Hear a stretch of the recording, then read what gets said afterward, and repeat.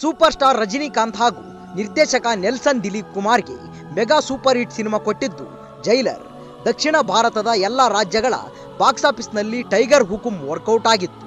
ನಿರೀಕ್ಷೆಗೂ ಮೀರಿದ ಸಕ್ಸಸ್ ಸಿಕ್ಕಿತ್ತು.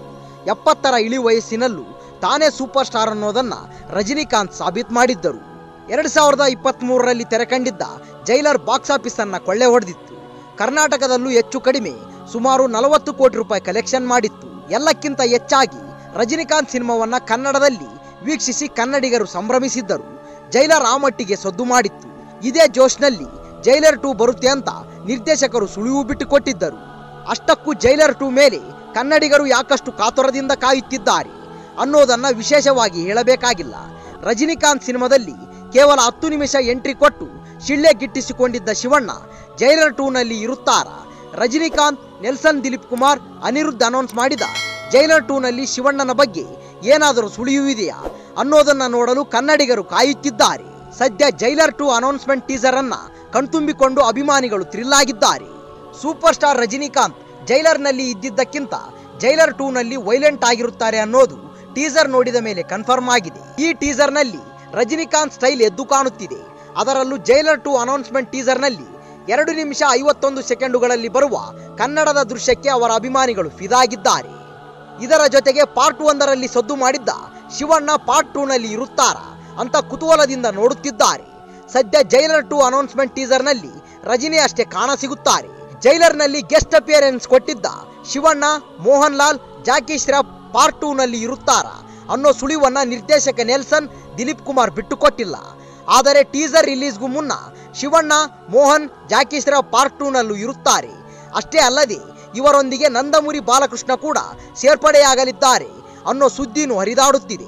ಏನೇ ಇದ್ರೂ ಕೂಲಿ ಸಿನಿಮಾ ಮುಗಿಯುತ್ತಿದ್ದಂತೆ ಟೈಗರ್ ಹುಕುಂ ಶುರುವಾಗುತ್ತಿದೆ. ತಮಿಳು ಚಿತ್ರರಂಗದ ಸ್ಟಾರ್ ನಟ ದಳಪತಿ ವಿಜಯ್ ರಾಜಕೀಯ ಕ್ಷೇತ್ರದಲ್ಲಿ ಒಂದು ಹೆಜ್ಜೆ ಇಟ್ಟಾಗಿದೆ. ಇನ್ನೊಂದು ಹೆಜ್ಜೆ ಇನ್ನು ಸಿನಿಮಾದಲ್ಲಿಯೇ ಇದೆ. ಇನ್ನೇನು ಆ ಹೆಜ್ಜೆ ಎತ್ತುವುದಕ್ಕೆ ಹೆಚ್ಚೇನು ದಿನಗಳು ಇಲ್ಲ.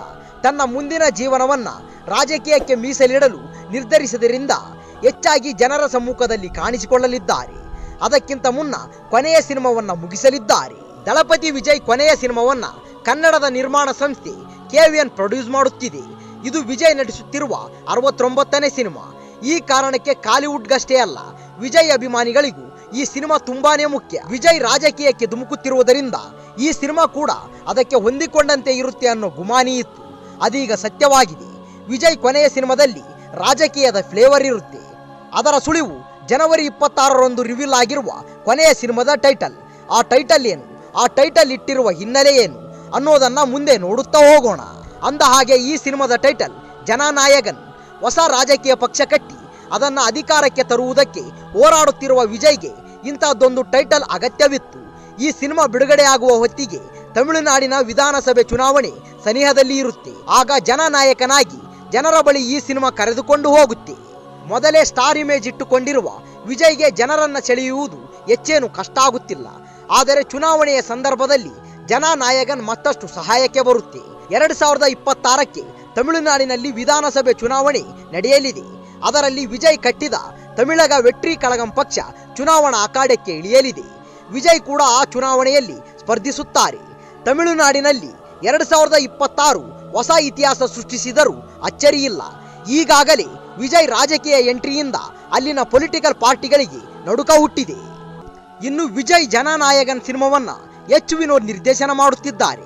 ಈಗ ರಿವೀಲ್ ಮಾಡಿರುವ ಪೋಸ್ಟರ್ನಲ್ಲಿ ವಿಜಯ್ ಅವರಲ್ಲಿ ರಾಜಕೀಯದ ಛಾಯೆ ಇರದೆ ಹೋದರೂ ಅವರು ಸೆಲ್ಫಿ ಹಿಡಿಯುತ್ತಿರುವಾಗ ಹಿಂದೆ ನಿಂತಿರುವ ಜನರ ಸಮೂಹ ಸಿನಿಮಾದ ಬಗ್ಗೆ ಒಂದು ಕ್ಲಾರಿಟಿ ನೀಡುತ್ತಿದೆ. ಈ ಸಿನಿಮಾ ಮೂಲಕ ವಿಜಯ್ ತನ್ನ ರಾಜಕೀಯದ ಉದ್ದೇಶವನ್ನ ಸೂಕ್ಷ್ಮವಾಗಿ ಜನರಿಗೆ ತಿಳಿಸಬಹುದು. ಈ ಸಿನಿಮಾದಲ್ಲಿ ವಿಜಯ್ ಜೊತೆಗೆ ಬಾಬಿ ಡಿಯೋಲ್, ಪೂಜಾ ಹೆಗ್ಡೆ, ಮಮಿತಾ ಬೈಜು, ಗೌತಮ್ ವಾಸುದೇವ್ ಮೆನನ್, ಪ್ರಕಾಶ್ ರಾಜ್, ನರೈನ್, ಪ್ರಿಯಾಮಣಿ ಪ್ರಮುಖ ಪಾತ್ರದಲ್ಲಿ ಕಾಣಿಸಿಕೊಳ್ಳಲಿದ್ದಾರೆ. ಈ ಸಿನಿಮಾಕ್ಕೆ ಅನಿರುದ್ಧ್ ಅಶ್ವಿನ್ ಸಂಗೀತ ನೀಡುತ್ತಿದ್ದಾರೆ. ಈ ವಿಡಿಯೋ ಇಷ್ಟವಾದಲ್ಲಿ ನಮ್ಮ ಚಾನಲ್ ಲೈಕ್ ಮಾಡಿ, ಶೇರ್ ಮಾಡಿ, ಸಬ್ಸ್ಕ್ರೈಬ್ ಮಾಡಿ ಅಂತ ಹೇಳ್ತಾ ಅಲ್ಲಿಯವರೆಗೂ ಟೇಕ್ ಕೇರ್, ಬಾಯ್ ಫ್ರೆಂಡ್.